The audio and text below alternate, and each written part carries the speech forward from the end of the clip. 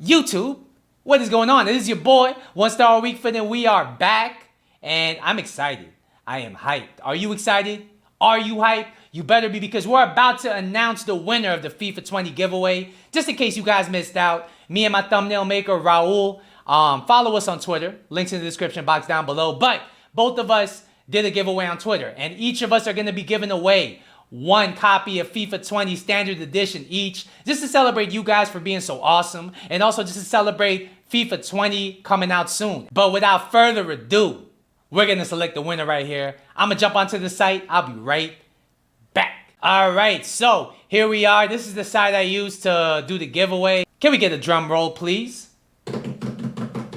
So, the winner of the FIFA 20 giveaway, actually, the winners of the FIFA 20 giveaway are gonna be, let's pick this winner.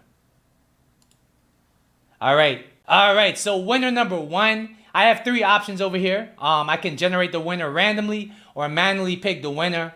I don't want to have a hand in this. That's why I use a third-party site. I want it to be completely random. So we're going to use promo simples RNG, because FIFA is all about RNG. So winner number one is going to be Jake Schofield 444 at gmail.com. I'm going to hit you up with the details and everything like that so you can get your free copy of FIFA 20. Big congrats to Jake Schofield. We're going to do winner number two right now. Let's go.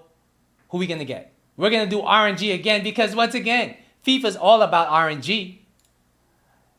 We're going to get crthor31 at gmail.com.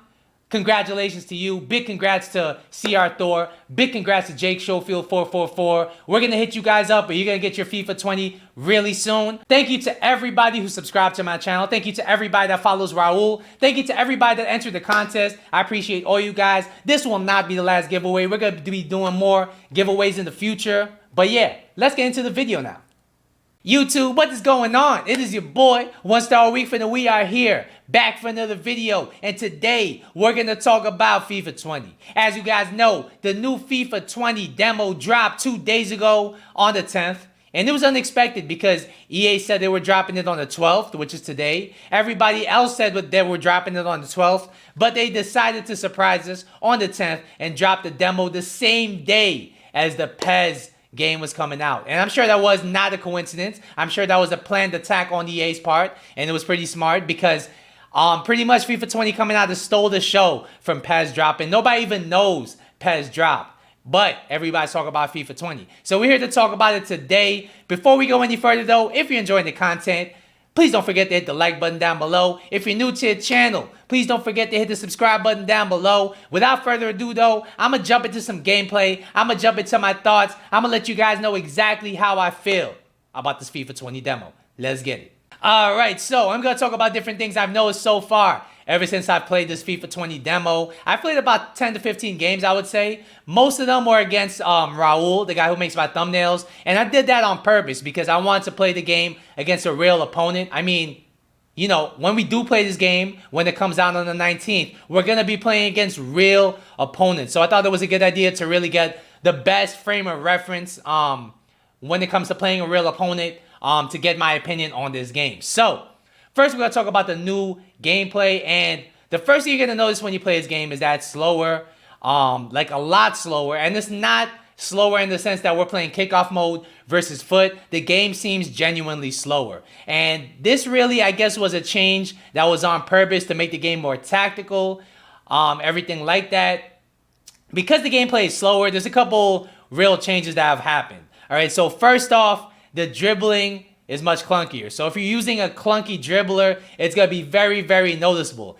The biggest effect that this has had, in my opinion, is that it's really separated the really good dribblers of this game, like the Mbappes, like the Neymars, from the very average and clunky dribblers on this game. I mean, like, even if you use somebody like Gana Gay on PSG, if you use him and you compare him to Mbappe, the difference is just night and day. And when you play FIFA 19, there is a difference between the great dribblers and the average dribblers, but the difference on FIFA 20 now is just so much greater. And it's really going to place an emphasis on dribbling, on smaller, agile players. And I do believe that that's where the meta of attacking is going to go if the game plays like this. The next difference I'm noticing because of the slower gameplay is that the players themselves feel much slower. So just like with the dribbling, as a result, the people who are pace monsters, like the Salahs, like the Mbappes, like the Neymars, they feel so much faster than everybody else. It's so noticeable in game. I mean, when you look at the foot ratings for FIFA 20 so far, they've nerfed pace across the board. With this and the gameplay being slower, I'm really thinking that these high-pace sweat lords are going to be really standouts when it comes to pace. Mbappe is going to be flying past everybody. Neymar, Salah, even like the cheaper fast players like Zaha, they're really going to stand out amongst the slower players in the slower gameplay. And I think it's really something that's good. It gives the people who have pace something that's really important, because in FIFA 19, especially at the end of the game, everybody was fast and there was no real distinguishing between a lot of players because everybody had maxed out stats, everybody had maxed out pace. And for you to jump from that gameplay into this gameplay is a welcome change. It really makes it more tactical. Whether you're going to add the fast players, whether you're going to add some slower players, whether you're going to add some good dribblers, it's really going to make it more tactical. And I really hope that they keep the gameplay similar to this when it comes to pace. The next thing I've noticed as far as gameplay, something that they did talk about was going to happen, is that manual defending is back on the menu, boys. And what I mean by that is AI defending is off the menu, boys. When you look at the second man press, when you look at the contain, when you just look at the AI defending in general, it's definitely been nerfed. And that's a welcome change in my opinion. That's a welcome change to a lot of people's opinions because, I mean, the AI defending was out of control last year. The AI defending has been out of control for the last few years. The only time I can remember it being nerfed was, I think, the beginning of FIFA 18. Was it FIFA 18? There was a beginning of FIFA where the AI defending was nerfed, and to me, it was some of the funnest FIFA I've ever played. I really hope we return to that because the manual defending should be a thing. Defending should be something where there's a skill gap, and I'm really happy that they've gone in this direction. So it rewards people who manually defend. Like I said, they've nerfed the second man press. They've nerfed the contain button. So if you hold these buttons, they essentially do almost nothing. When I was second man pressing, I noticed that my players were just jogging, if anything, towards the person they were supposed to be pressing. There was no press to be really noticed on the field. The one con that I have noticed when it comes to the defending, though, is that because it's more manual, if somebody's really good at holding possession, just like the AI is on Legendary, just like the AI is on World Class, it's going to be very hard to dispossess them, all right? When people start mastering like the new passing, the new dribbling techniques on this game, it's probably going to be a very difficult time to dispossess them. If somebody goes 1-0 up and they want to hold the ball for the rest of the game, it's probably going to be very easy to do that if they're good at it, if they have a wide formation, if they hug the sidelines, everything like that. I really hope that doesn't become a big issue going forward. The next biggest difference I've noticed as far as the gameplay is that the physics in general are different, and the biggest place you're going to notice this is the way the ball bounces. When you're making just regular passes, the ball bounces now like a regular ball. It's not just like a flat, arcadey type of feel when you're passing. No, the ball's bouncing. The ball feels like a real entity on the field. There even seems to be loose balls at times, which I'm a real big fan of, because in other FIFAs, the ball is just glued to somebody. Then you pass it, it's glued to that person. They intercept it, it's glued to that person. In this FIFA, it seems like it might be different. Another thing I've noticed when it comes to ball physics is that when it comes to controlling the lob balls, like let's say you're lobbing it to your player, or let's say your player is just winning a header, it takes them a few bounces for them to control the ball, which adds to the realism. And it seems like FIFA 20 is more geared towards realism rather than arcadey gameplay, which, of course, I'm going to be a big fan of. And it's going to really get rid of the whole ping pong gameplay that a lot of people have complained about. If it takes the players like a little extra touch, a little extra second or two to control the ball. Another thing I've noticed here, and this is something that a lot of other people have noticed, is that crossing is completely different. Crossing is no longer overpowered. It's no longer a broken mechanic in the game. And I'm a big fan of that because in FIFA 19, I mean, crossing was broken. It was just something that people were abusing. The far post headers were so annoying to concede. And it seems like in FIFA 20, if they keep this gameplay, it's changed. I mean, crossing is still a thing that you can use in the right positions, but it's no longer as easy as it is to really pull off as it was in FIFA 19. Also, it seems to reward you for using crossing in the right areas. I did score a few crossed goals, so it is possible to score them. You just got to do them at the right time and the right place. Another thing I've noticed, which is a great addition, is that they've nerfed the first time shots.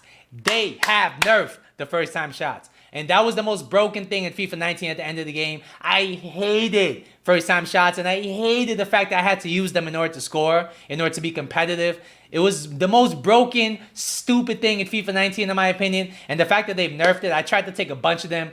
And I'm going to include some highlights. I tried to take a bunch of first time shots in this FIFA 20 demo, and they do not come off at all. The flick shots, the flick crosses are also nerfed, and I'm really happy about that. Another thing I noticed is that when it comes to passing, you actually have to be facing the place you're passing, or else they're going to nerf the accuracy that you're passing at. So that's going to really decrease the effectiveness of the ping pong passing, which is, once again, something that I'm really happy about. So far, overall, how do I feel about the gameplay? I think the gameplay is going towards the right direction.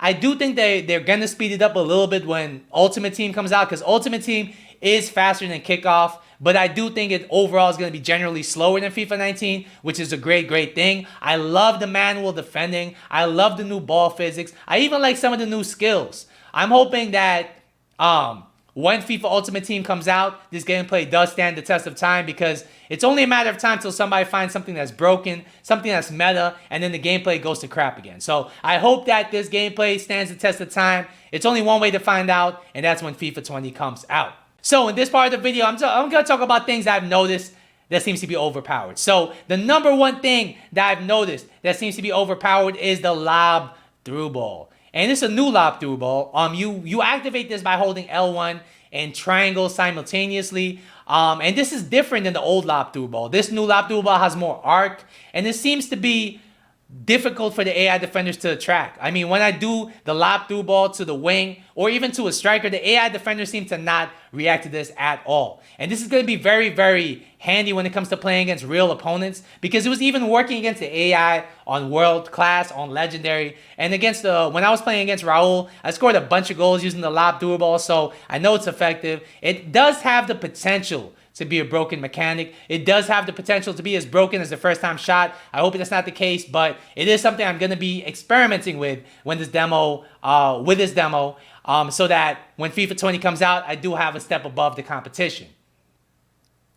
Next thing I'm going to talk about is the new skills that have come out. I did try a bunch of the new skills that have come out. I haven't tried all of them to their best potential yet, so I'm not going to talk about all of them. I'm just going to talk about the ones that I have tried. So the first thing that I did try was the crab dribbling. And it seems like the crab dribbling from FIFA 17 is back. It's a different control though. You do hold L1 and R1 instead of L2 and R2, and it triggers the crab dribbling animation. And it seems to be stepped up from FIFA 18 and 19, where they nerfed it because it was overpowered in FIFA 17. It doesn't quite seem to be as overpowered as FIFA 17, but if you try it with Mbappe, if you try it with Neymar, if you try it with Salah on the demo, you're going to see how handy it is to have. You're going to see how good and effective it is in tight areas, and I do think it might be an overpowered mechanic. The next thing I tried was the new lateral heel-to-heel skill move.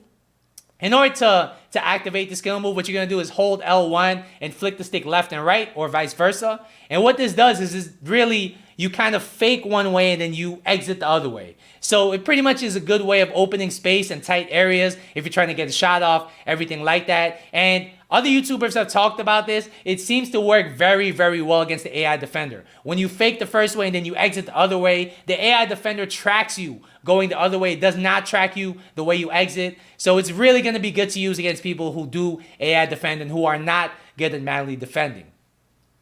The other skill move I did try was a setup touch. I think that's what it's called. So pretty much to do this, you hold R1 and you ball roll. And what that does is that it takes a touch to the left, it takes a touch to the right of you, and it's really used to set up either a pass or a shot. So for example, if you're on the top of the box, you hold R1 ball roll, you can hit it to the side of you and get a finesse shot off, or you can hit a pass to the wing.